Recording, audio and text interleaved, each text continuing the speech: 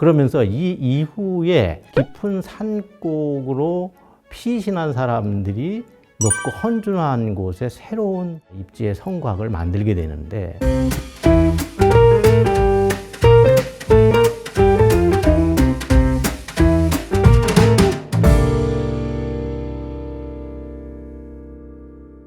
네, 안녕하세요. 저는 강원대학교 인문학부 사학전공에 재직 중인 유재춘 교수입니다. 네, 한국 역사상 방어시설이 나타나는 것은 청동기 시대 때부터입니다. 이때가 되게 되면은 집단이 상당히 커지고 또 대규모 그러한 마을 유적들이 나타나게 됩니다. 이 마을들을 각기 다른 집단으로부터 보호하기 위해서 방어시설이 만들어지게 됐고, 이 집단이 점차 커지면서 이 방어시설도 또 상당히 급속도로 발전을 하게 됩니다. 성곽의 원조격이라고 할 수 있는 것이 바로 이 환호라고 하는 겁니다. 대개 보면은 이 V자형으로 아주 깊은 도랑을 파고 그 안쪽에는 목책을 되게 만들게 됩니다. 그래서 이 목책은 2중으로 만드는 경우도 있고 3중으로 만드는 경우도 있습니다. 그래서 이것이 당시에는 가장 그런 보편적인 방어시설이었습니다. 삼국시대 때는 굉장히 오랜 기간 영토 전쟁을 하는 과정에서 굉장히 많은 성곽이 축조가 됐습니다. 당시에는 각 지방관이 파견되는 주군에는 거의 예외 없이 성곽이 축조되었습니다. 이 때문에 지방관을 성주라고 부르는 이유도 바로 거기에 있는 것입니다. 당시에는 높은 성벽이 상당히 유리했기 때문에 굉장히 엄청난 공력을 들여서 지금도 15m가 넘는 그러한 유적이 남아있을 정도로 많은 그러한 공력을 들여서 성곽을 축조하게 됩니다. 이러한 높은 성벽을 축조했다는 것은 당시로서는 굉장히 높은 기술력을 가진 그러한 축성 기술자가 있었다는 것을 증명하는 것이라고 할 수가 있겠습니다.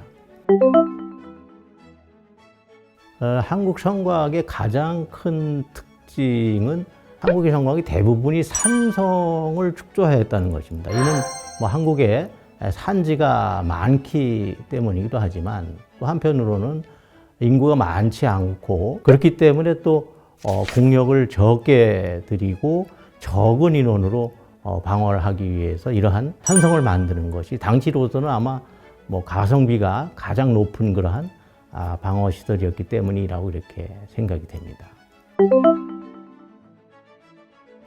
삼국시대 때 운영되던 그런 수많은 성곽들은 홍위신라 때 와서 이 지방제도가 다시 정비가 되게 됩니다. 그러면서 각 주군별로 거점이 되는 그런 성곽들이 정해지게 되는데, 이러한 성들은 대개 고려 전기 약 13세기까지는 대체로 사용이 되게 됩니다. 근데 이 13세기에 와서 대여수국의 침입이라든지 몽고군이 침입하면서 이러한 성곽들이 대부분이 성공적인 방어를 못하게 됩니다. 몽고 침입 때에는 대규모의 그런 인명 피해가 발생함으로 해서 고려에서는 방어 정책을 바꾸게 됩니다. 그래서 기존에 가지고 있던 그런 성들을 대부분이 포기하고 깊은 산골짜기나 바닷가에 사는 사람들은 이 섬으로 피신을 하도록 그렇게 방어 전략을 바꾸게 됩니다.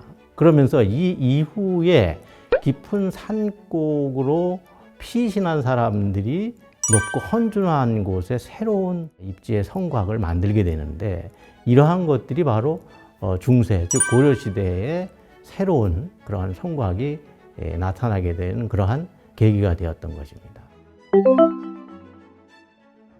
이 고려말부터 등장한 읍성은 기본적으로는 외구 침입이라고 하는 어떤 새로운 형태의 전란, 여기에 대비하기 위한 성곽이 바로 이 읍성입니다.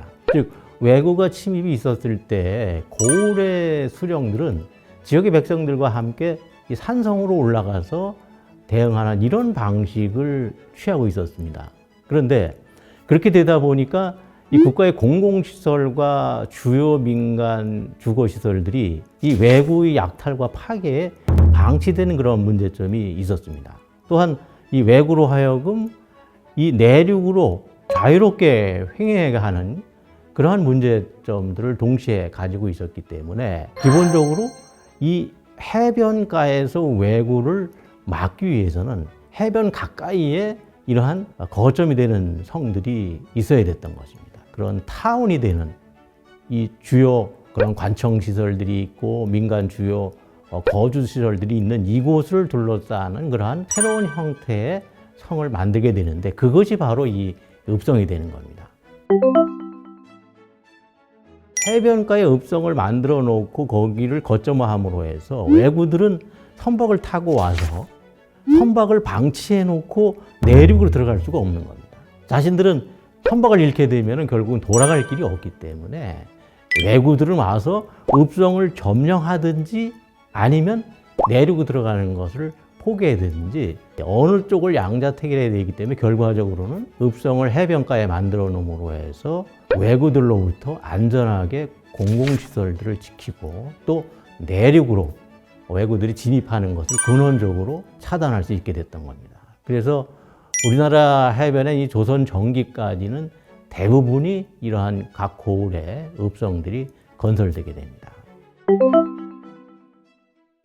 굉장히 우수한 폭발력을 가진 그런 화약들이 속속 개발되기 때문에 지상 구조물인 이 성곽은 더 이상 그 방어 시설로서 그 효용을 갖기가 대단히 그 어려운 상황이 되었던 겁니다. 더군다나 이 사거리가 굉장히 길고 또 정교한 그런 곡사 화포 무기들이 이때 와서 이제 개발이 되기 때문에 이 성곽을 대체하는 그런 방어 시설로 지하 참호나 지하 갱도, 즉 포격을 피해서 지상이 아닌 이 지하 구조물로 방어 시설물들이 점차 대체되게 되는 그러한 변화가 오게 됩니다.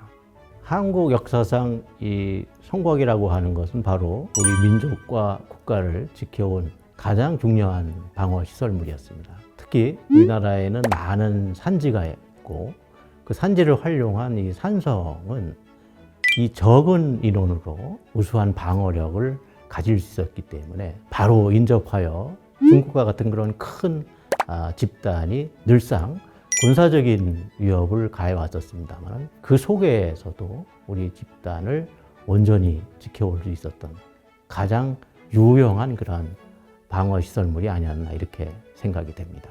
오늘은 한국 성곽의 기원과 발달 과정 그리고 변화 이러한 것들을 함께 공부를 해 보았습니다. 이러한 성곽이 가지는 역사상의 의미 이것을 우리가 다시 한번 되새기면서 새롭게 우리 역사 인식에 접목하는 것이 좋지 않을까 이렇게 생각이 됩니다. 시청해 주셔서 대단히 감사합니다.